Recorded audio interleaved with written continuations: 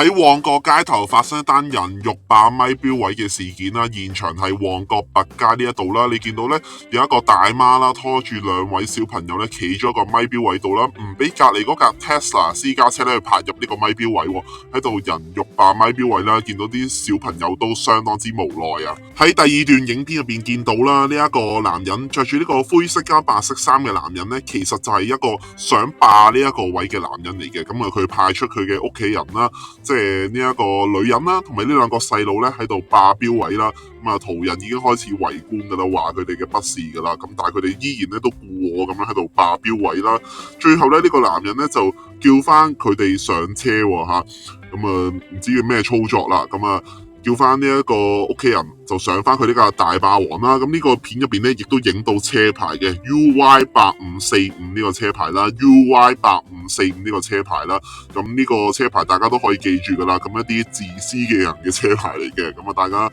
見到呢啲人就記得小心啲啦吓。然之後咧呢個男人咧就交替咁樣咧企咗喺度吓做。換翻佢自己咧喺度人肉霸標位，其實佢最後咧都係想繼續咧喺度人肉霸咪標位嘅。你見到佢呢個男人，咁呢種行為咧係非常之不要得嘅。咁啊咪標位先到先得原則啦，邊架車近個咪標位就入去啦，冇理由咧咁樣用人肉咧去霸咪標位嘅，成件事咧係非常之自私冇家教嘅。咁你睇下呢兩個小朋友喺呢兩位咁嘅家長嘅教育之下，估計咧大個都未必可能做到啲咩好人噶啦，咁真係等佢哋悲哀。